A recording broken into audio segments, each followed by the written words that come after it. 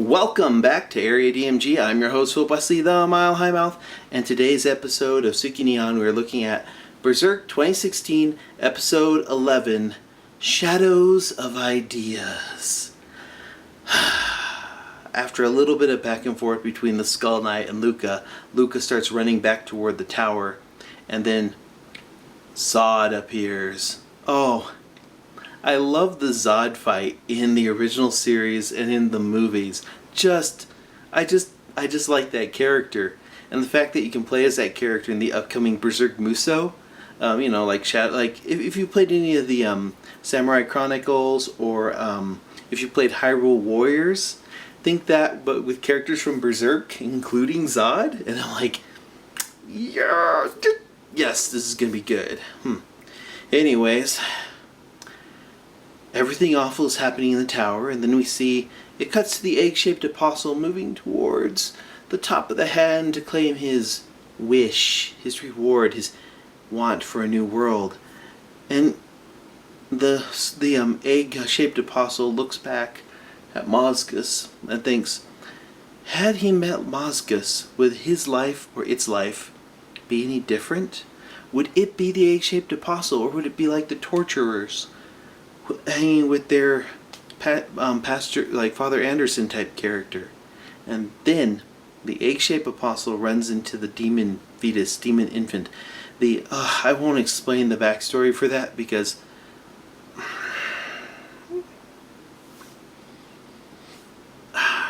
it's really something that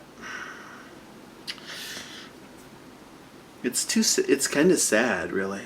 But anyways, the demon infant that's been trying to protect Casca all this time and keeping her safe from the multitudes of darkness, and it's dying in a hole in the wall. And the egg-shaped apostle sees the little demon infant and is all like, well, you're dying, you're sad, just like me, so I'm gonna eat you. And then it does. And I was like, I knew that was coming because of the manga, but yeah, they did that. I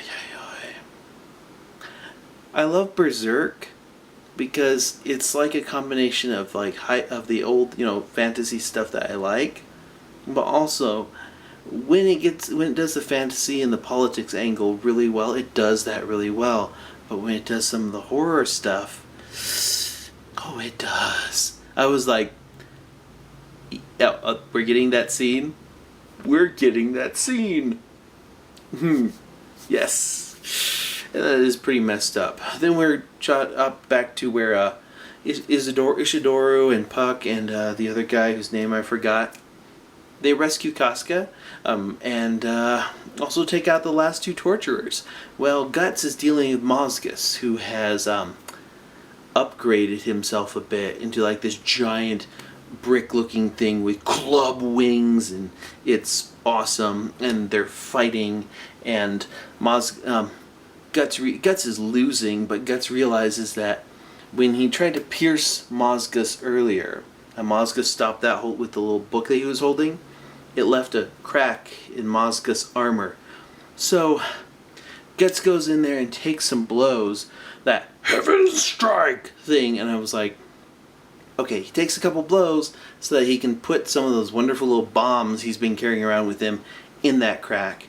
It opens up, he exposes the fleshy Mozgus flesh or whatever below, and like Guts does, he runs a sword through it. And then Mozgus is all like, oh, well, I'm going to die and be with God today, but I could take a heathen down with me. And Mozgus is doing his kind of self-destruct, I guess. So Guts is all like, nope. And he swings that huge ass sword of his and just and plummets Mozgus to the ground in between all of his little followers. And everything continues to be awful from there for everyone because of the giant blob creature. Remember that big pink goo made of hatred and sadness and thoughts of revenge and thoughts of God? Yeah. The one that's built on all the stuff that's died outside this tower? yeah, that's still moving along and gobbling people as it goes, and everything seems kind of hopeless until, well, Mosget's corpse is burning, and that fire keeps the pink blob creature away. So everyone's like, okay, we're lighting torches and we're gonna get going. There's some sequences in here. Like there's a part there where Guts finally reunited with Casca. Casca's like freaking out because that's kind of what she does now after what happened, and then Guts just like pulls her. He's like holding her like this, because it's been a while since Guts has seen Casca. He's very singular-minded, Guts, like revenge and love. He's a bit of a romantic that way. Anyways, he's holding her, and there's like that horrible sea of awful pink hatred or whatnot flowing in the background, and it was just like, this is a great sequence right here. Just it's just strangely beautiful. I just really love that medieval motif and the horror motif, and the fact that Guts is a character who just, I love these characters. Especially like Luca. I like Luca a lot. I really loved Casca in the original series and in the movies, and it's just heartbreaking with her. Even characters like, but these are characters that are fairly realistic and you can relate to them. There is a problem with relatability in a lot of shows these days, and I can relate to these characters not because they don't have simple motifs. They have it's kind of like if you're watching The Walking Dead, which is another great show, or if you're reading The Walking Dead, like the comics. These characters are great, and you like these characters because, actually, unlike The Walking Dead, where you have characters who are really working counterproductive to their own survival, these characters here, except for like maybe some characters like Nina or whatnot, they're working for their own survival. They're just trying to get through in a bad situation. So in a way, it's kind of like a Mad Max universe, but not Mad Max like from the first two movies. Mad Max from Beyond Thunderdome and Fury Road kind of people. Which, yeah, so I just really like this series, and I love that Berserk is really not just so much about anger and revenge. It's about love. That's a weird thing to say when you've got a main character just slicing heads and arms and limbs and things off just on a regular basis and taking on ridiculous, horrifyingly escalating creatures from goodness knows where. And yeah, Berserk is about love. It's about surviving. It's about lighting those torches and moving forward. And I dig it. I really like this episode.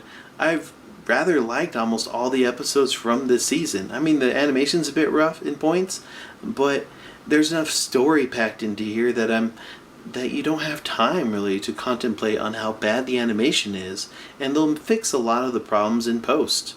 Which, hey, they're working on a schedule here, so that happens. But yeah, really liked how this is turning out. Really liked this episode. The Mosgus fight was fantastic. I do wish we'd get to see a little bit of the Skull Knight versus Zod fight, because I like those characters a lot. And after Luca leaves for that first part, at some point Nina falls off the side of the little area that they're in, and falls into the abyss. But Puck's like, "Oh, she's alive," and that's good enough. I mean, you realize that I'm not annoyed by any of these characters, except for maybe Nina. Nina kind of bothers me, but that's because you're not really supposed to like Nina. Nina's a horrible coward. That is her character. But yeah, I like this series a lot. Let me know in the comments below what you thought of this episode. If you like this episode, or if you like this review, go ahead and like this. Hit that subscribe button if you haven't already. Go ahead and share this with your friends. family, foes, people that you want to get interested in Berserk, because I really like this show. I really think you should be watching it. I'm watching it on Crunchyroll with their subtitles, and when this comes out in English, which it most likely will, I mean, the 3 Berserk movies did, and the original series did. I think Viz got those in there, and they've had the same guy voicing Guts throughout all of those, which is more than what happens with a lot of anime. Like, I really like the anime Oh My Goddess, or Ah My Goddess, or Ah Megami-sama, and they changed the voice for Belldandy from the original series to the movie, and then to the sequel reboot type series, and that was just sometimes we don't get what we want with these. But I've noticed since anime has become more of a thing these days, we're getting more of the same voice actors with the shows, and I'm loving that. So I can't wait to see the English version of this. And yeah, I liked it. Let me know in the comments below. And until the next video comes out, you are now caught up.